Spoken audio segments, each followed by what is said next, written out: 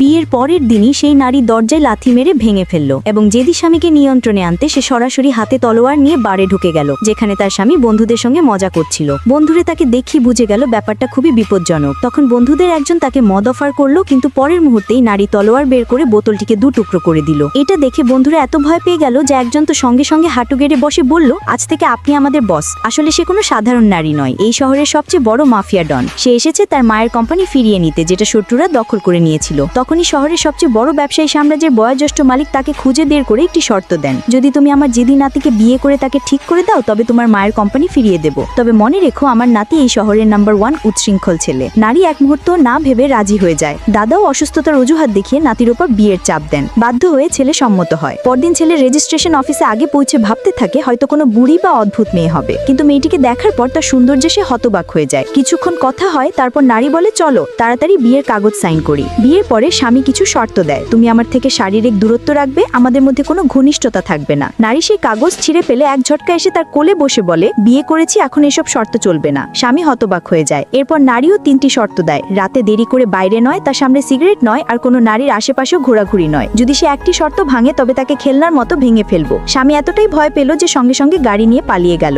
ছেলেটি মায়ের ছবির সামনে গিয়ে বলল, আমি কখনো বাবার মতো হব না, এই বাড়িতে আর কোনো নারী আসবে না। অল্প সময়ের মধ্যেই নারী নিজের জিনিসপত্র নিয়ে স্বামীর বাড়িতে পৌঁছালো, কিন্তু সেখানে তাকে ঠান্ডা পানি ঢেলে স্বাগত করার নির্দেশ দেওয়া হয়েছিল। ঠিক যখন দাসী পানি ফেলতে যাচ্ছিল তখন নারী আবার এক লাথি মেরে ভারী গেটটাকে উড়িয়ে সরাসরি দাসীর উপর ফেলে দিল এবং তার উপর দিয়ে হেঁটে বাড়ির ভেতরে ঢুকে গেল। এটা শুনে স্বামী রেগে আগুন হয়ে উঠল। তোমার কি মনে হয় বিয়ের পর তুমি এই বাড়ির মালকিন হয়ে গেছো? আসল মালিক আমি। কিন্তু নারী কোনো পড়ুয়া করলো না। কথায় জিততে না পেরে স্বামী রাগে বাড়ি ছেড়ে বেরিয়ে গেল এবং রাত 12টা পর্যন্ত ফিরল না। নারী চাকরদের বলল, ফোন লাগাও। চাকররা মুখ বাঁকিয়ে ব্যঙ্গ করতে লাগলো। নারী চোখ না তুলে একটি তীর ছুঁড়ে মারলো, জাগিয়ে চাকরের কানের পাশ দিয়ে বেরিয়ে গেল। ভয়ে কাঁপতে কাঁপতে তারা ফোন লাগালো। ওদিকে যুবক নির্লিপ্তভাবে বলল, এই বাড়িতে আমাকে কেউ থামাতে পারবে না। তারপর ফোন কেটে দিল। নারী ঠান্ডা হাসি দিয়ে তলোয়ার বের করে বলল, তুমি না ফিরলে আমি তোমাকে নিতে আসবো। সে হাতে তলোয়ার নিয়ে সরাসরি ক্যাবে ঢুকে গেল, যেখানে স্বামী বন্ধুদের সঙ্গে আনন্দ করছিল। স্বামী তাকে দেখেই নিঃশ্বাস আটকে গেল। বন্ধুরা মজা করে বলল, এক ড্রিঙ্ক আমাদের সঙ্গেও করে নাও, কিন্তু পরের মুহূর্তেই তার তলোয়ার বোতলগুলো চিরে ফেললো। বন্ধুরা ভয় হাঁটু গেড়ে বলল,